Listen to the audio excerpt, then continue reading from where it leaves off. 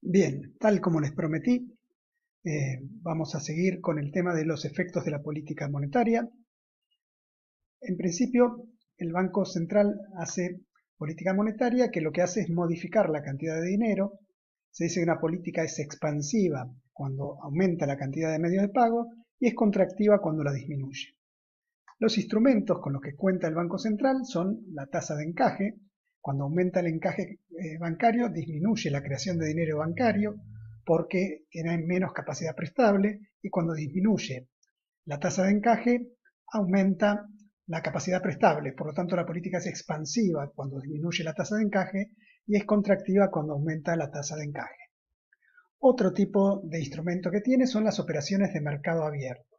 El Banco Central de la República Argentina suele emitir bonos como las LELIQs, las LEBACs, y cuando vende un bono al público saca dinero de circulación. Es una política monetaria contractiva, y cuando compra un título público, uno de estos bonos, lanza dinero al sector público, paga dinero al sector público, que aumenta la cantidad de dinero y por lo tanto es expansiva.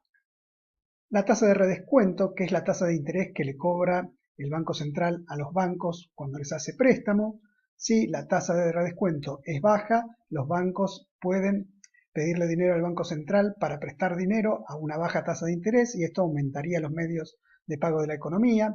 Y si aumenta la tasa de redescuento, esto va a disminuir los préstamos a los bancos y en consecuencia los préstamos al sector privado, y va a ser contractiva. Y puede hacer emisión monetaria, por ejemplo, para financiar el déficit fiscal. Es una política monetaria expansiva. ¿Cuáles son los efectos de esta política monetaria?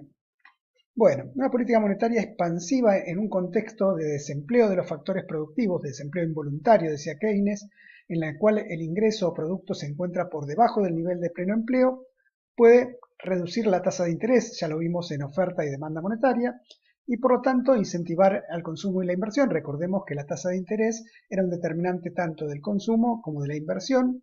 En el consumo y en la inversión, por la tasa de interés que pagan por los préstamos para el consumo o la inversión, y en el caso de la inversión también porque la tasa de interés era el costo de oportunidad de las inversiones de capital.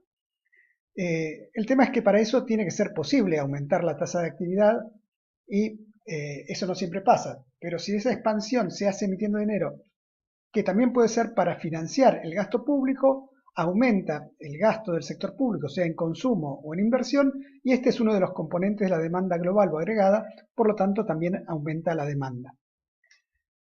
Si la economía se encuentra en el nivel de pleno empleo es un problema, porque si tratan de aumentar el consumo y la inversión y no hay bienes nacionales y servicios nacionales para esa demanda, es posible que eso se traduzca a productos importados, bienes y servicios importados, lo cual va a empeorar la balanza por cuenta corriente.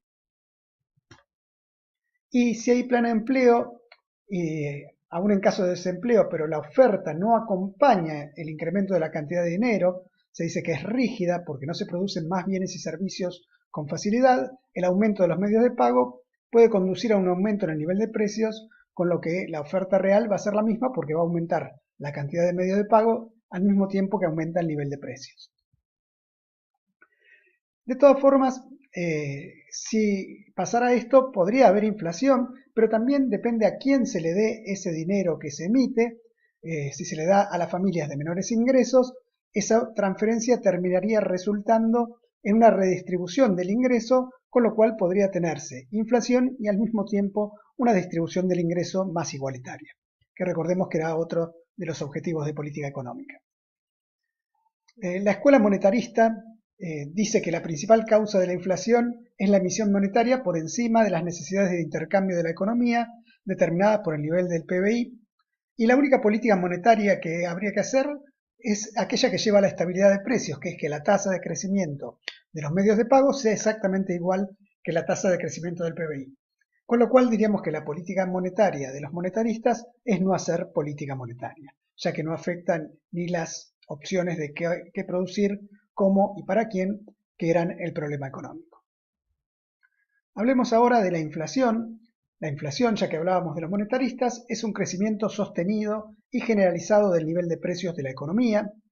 Sostenido significa que se mantiene en el tiempo, no es que suben todos los precios una vez y ahí quedaron. Y generalizado, que afecta a la mayoría de los bienes y servicios de esa economía.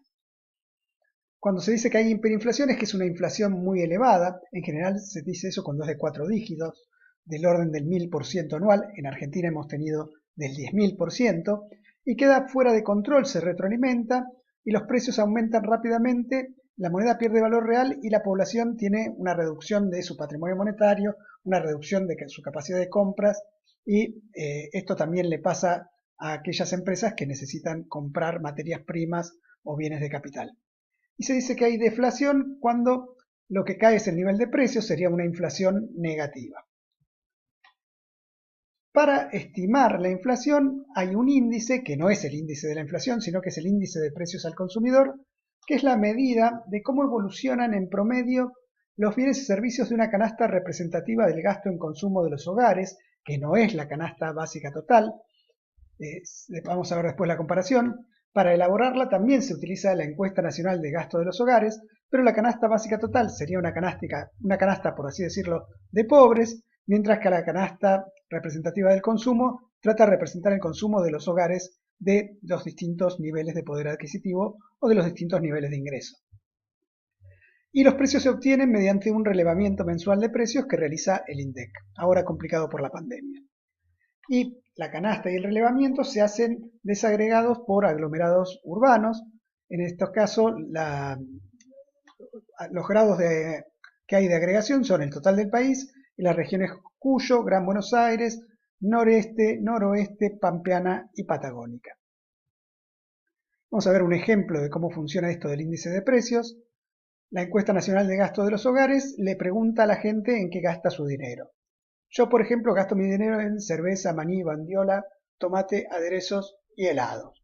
Esa sería mi canasta, no es la representativa del consumo de toda la población, es mi canasta de consumo. Y después se hacen los relevamientos de precios en distintos periodos de tiempos. El año base con el que se van a comparar todos los precios de la canasta lo llamamos T0, el año de inicio, y lo que hago es averiguar los precios de cada uno de los bienes y multiplico esos precios por las cantidades que consumo.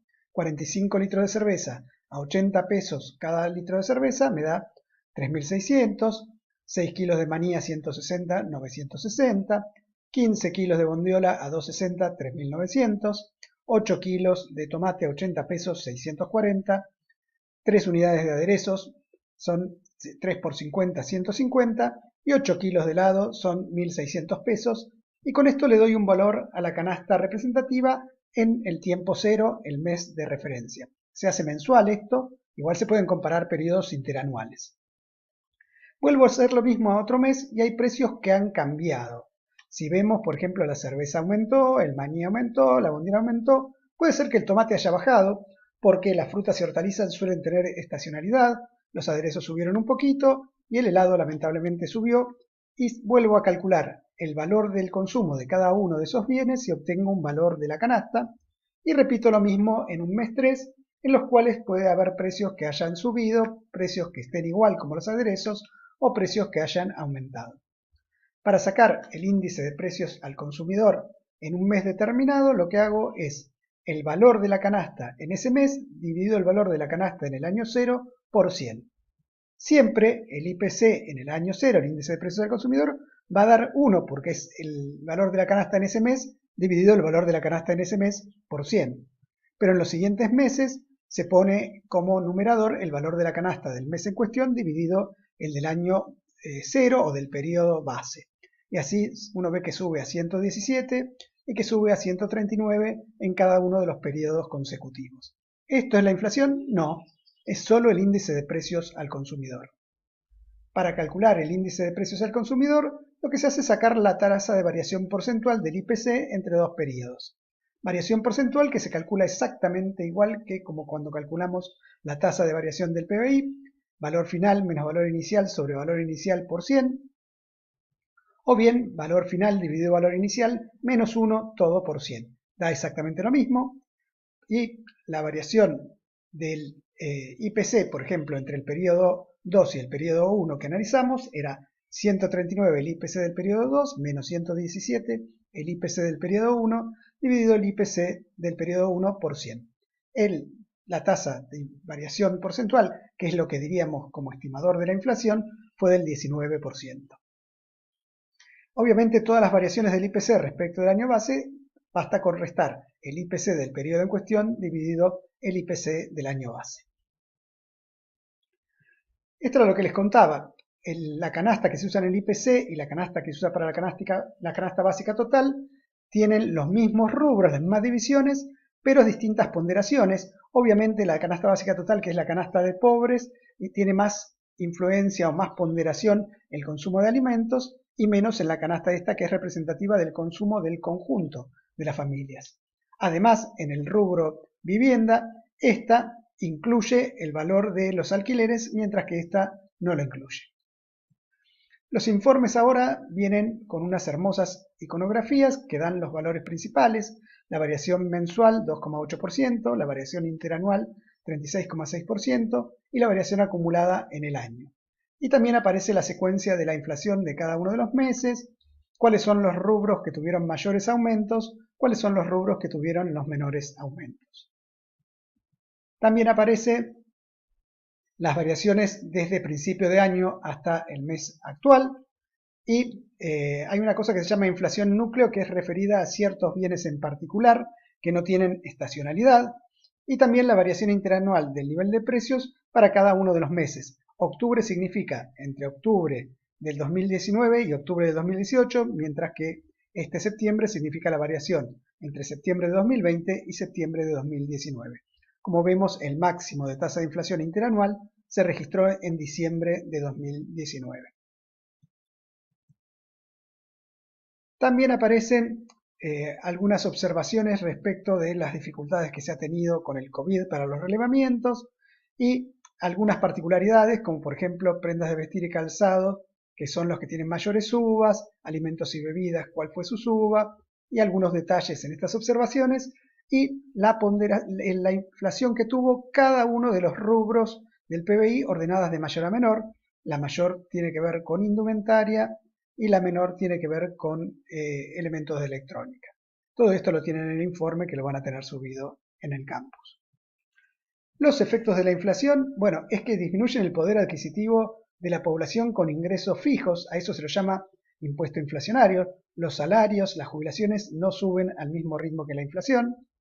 Genera distorsiones en el mercado de crédito. Si uno debe dinero expresado en pesos y hay inflación, en términos reales uno va a estar pagando menos dinero, pero también perjudica a los ahorristas y perjudica a los acreedores de esos deudores. Provoca una redistribución del ingreso en favor de aquellos que tienen bienes que se ajustan por inflación respecto de los que tienen ingresos que no se ajustan por inflación, y genera incertidumbre en todos los actores económicos. También origina costos administrativos. Llega un momento que se le sacan ceros a la moneda, como ha pasado varias veces en este país. Afecta a las inversiones productivas, porque ante la incertidumbre de cuánto va a costar la producción y cuánto va a ser el retorno de esa inversión cuando dé frutos, se deja de invertir. Afecta a las exportaciones y las importaciones, porque no hay un claro valor del precio de los bienes locales, y distorsiona el papel orientador del mercado, porque la principal señal de mercado siempre va a ser el precio, y si no hay precio no sabemos ni cuánto ofertar ni cuánto demandar. Para terminar, un breve paseo por las causas de la inflación. Hay montones de teorías de la inflación.